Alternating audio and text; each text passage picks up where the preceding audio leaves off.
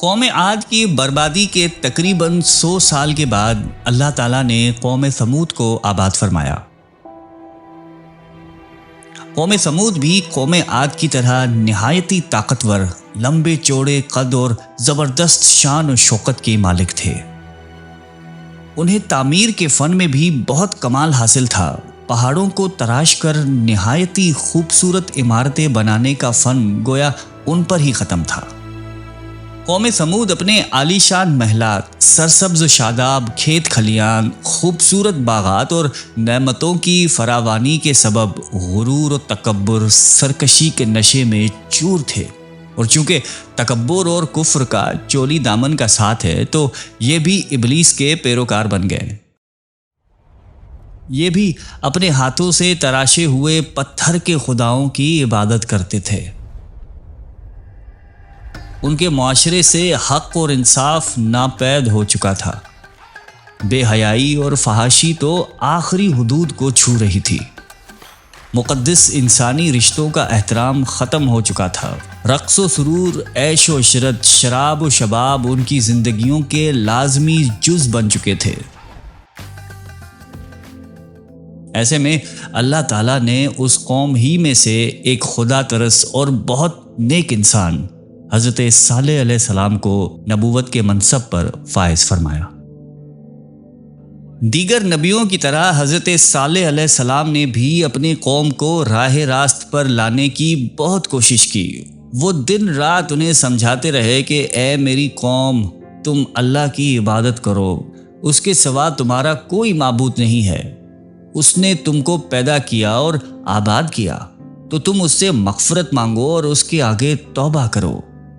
بے شک میرا پروردگار نزدیک بھی ہے اور دعا کا قبول کرنے والا بھی ہے۔ اس پر ان کی قوم ان کے خلاف ہو گئی۔ انہوں نے کہا، اے صالح، اس سے پہلے ہم نے تم سے کئی طرح کی امیدیں رکھی تھیں، اب وہ منقطع ہو گئی۔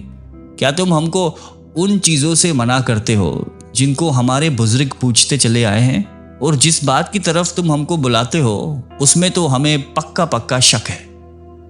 حضرت صالح علیہ السلام کی مسلسل وعظ و نصیحت اور اس کے نتیجے میں غریب لوگوں کا ایمان لانا قوم سمود کے سرداروں کے لیے تشویش کا باعث تھا۔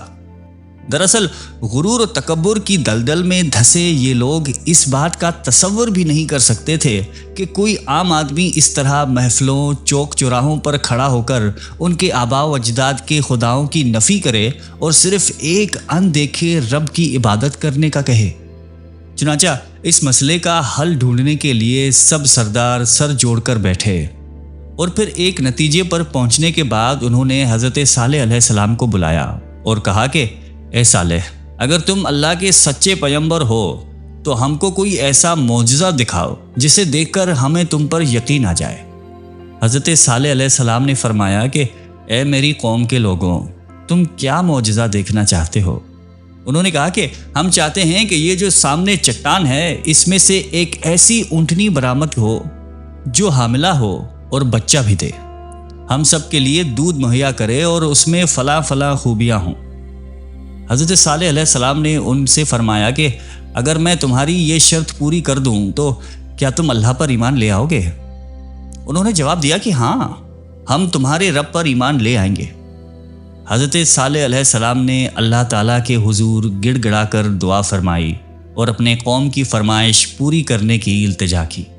اللہ تعالیٰ نے اپنے نبی کی دعا قبول فرمائی اور دیکھتے ہی دیکھتے چٹان پھٹ گئی اور اس میں سے ایک طویل قامت خوبصورت اونٹنی برآمد ہوئی جس میں وہ سب خوبیاں تھیں جن کی قوم سمود نے فرمائش کی تھی۔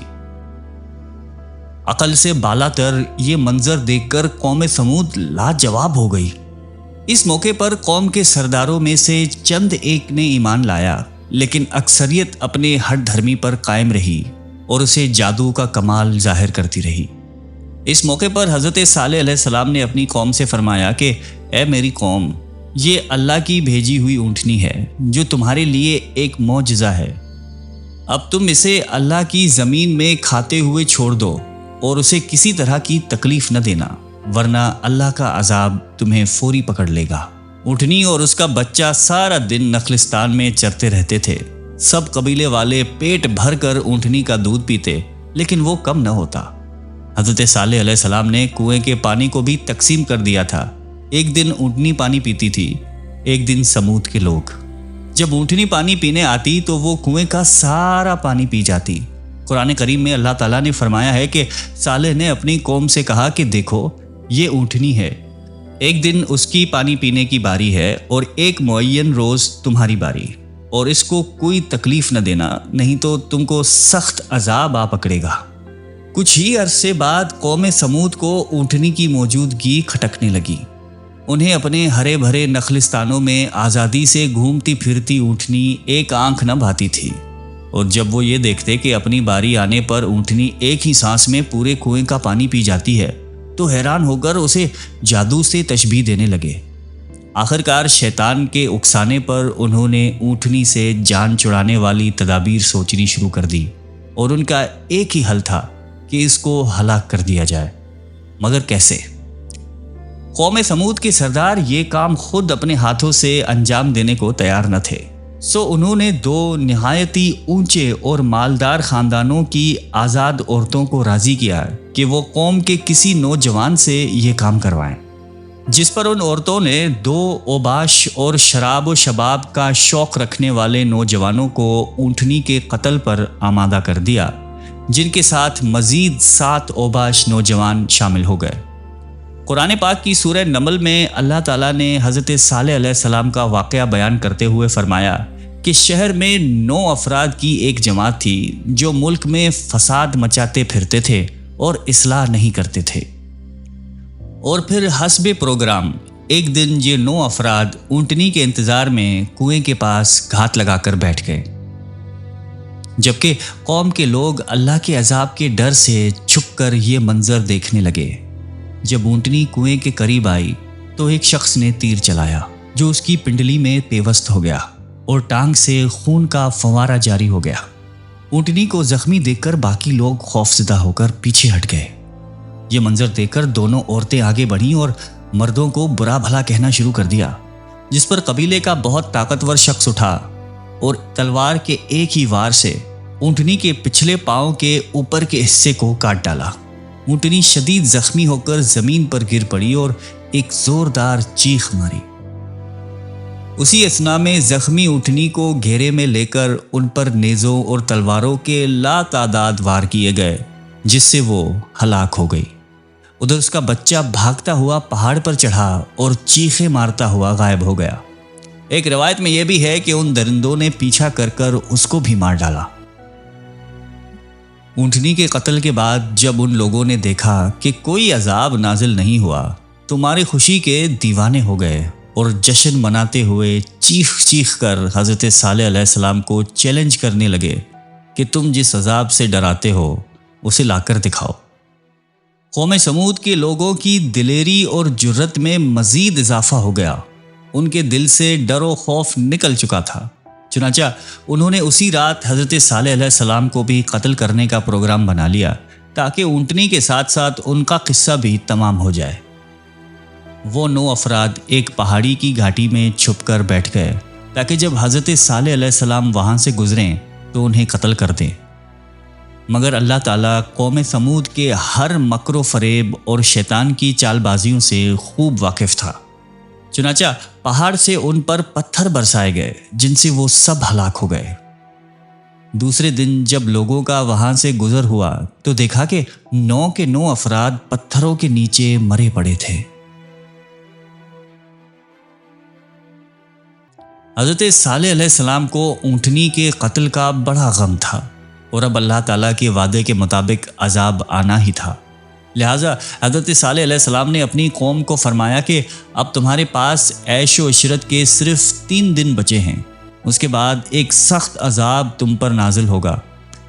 حضرت صالح علیہ السلام کی بات سن کر وہ لوگ ہنسی مذاق اڑانے لگے اور طنزیہ انداز میں کہنے لگے کہ یہ 3 دن ہم کیسے گزاریں گے؟ حضرت صالح علیہ السلام نے فرمایا کہ پہلے دن تمہارے چہرے زرد ہو جائیں گے، دوسرے دن رنگ سرخ ہو جائیں گے اور تیسرے دن تمہارے چہروں پر نحوست پوری طرح عیاں ہو جائے گی، یعنی وہ سیاہ پڑ جائیں گے، اور چوتھے دن تم پر قہر الہی نازل ہوگا۔ اور پھر جب تینوں دن ایسا ہی ہوا تو وہ خوف زدہ ہو گئے اور انتظار کرنے لگے کہ اب کس قسم کا عذاب نازل ہونے والا ہے۔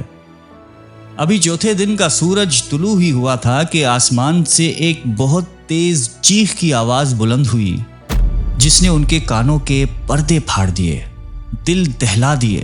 چیخ کی آواز کے ساتھ ہی ان کی روحیں جسموں کا ساتھ چھوڑنے لگیں اور وہ اپنی اپنی جگہوں پر اوندھے پڑے سسک سسک کر ختم ہونے لگے۔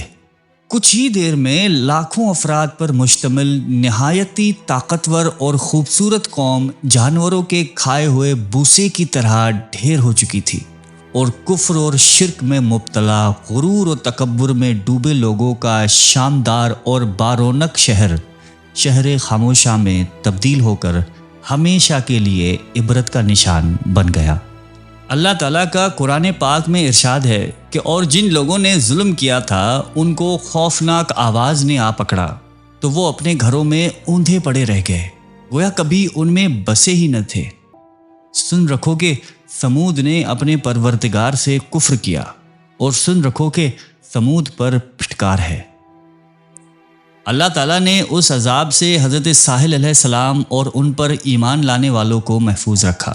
چنانچہ اللہ تعالیٰ نے فرمایا کہ جب ہمارا حکم آ گیا تو ہم نے صالح علیہ السلام اور جو لوگ ان کے ساتھ ایمان لائے تھے ان کو اپنی مہربانی سے بچا لیا اور اس دن کی رسوائی سے محفوظ رکھا۔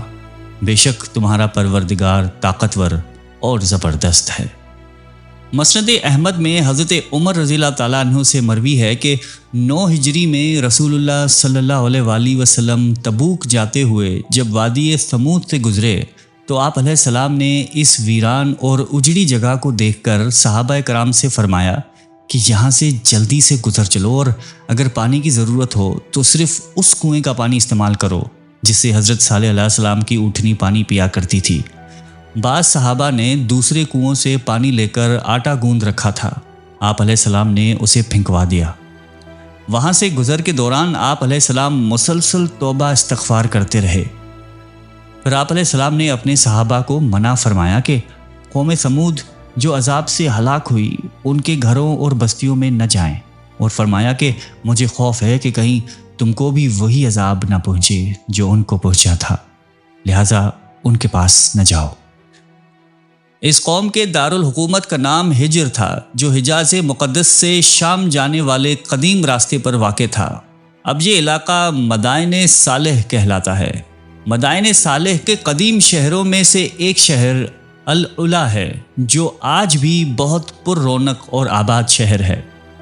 مدینہ منورہ سے تبوک جاتے ہوئے بڑی شاہراہ پر تقریباً 450 کلومیٹر کی مسافت پر یہ شہر آج بھی واقع ہے۔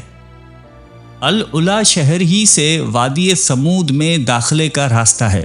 سعودی حکومت نے وادی ثمود کے تاریخی حیثیت کے پیش نظر 1972 میں اسے سیاحوں کے لیے کھول دیا تھا۔ یہاں کے ریلوے اسٹیشن کا نام بھی مدائن صالح اسٹیشن رکھا گیا ہے، تاہم وادی میں داخلے کے لیے محکمہ سیاحت سے اجازت نامہ لینا ضروری ہے۔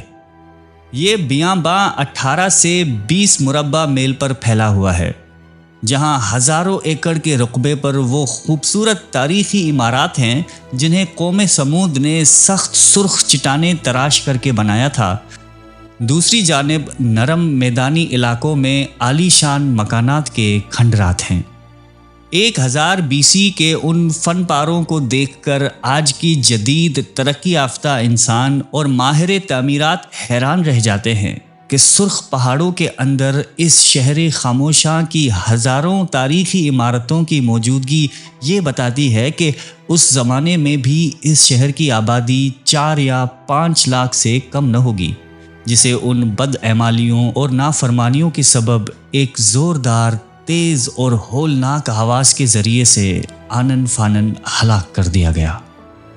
جگہ جی لگانے کی دنیا نہیں ہے، یہ عبرت کی جا ہے، تماشا نہیں ہے۔ اللہ تعالی ہم سب کو قلب سلیم عطا فرمائے اور قرآن اور حدیث پہ چلنے کی توفیق عطا فرمائے، آمین۔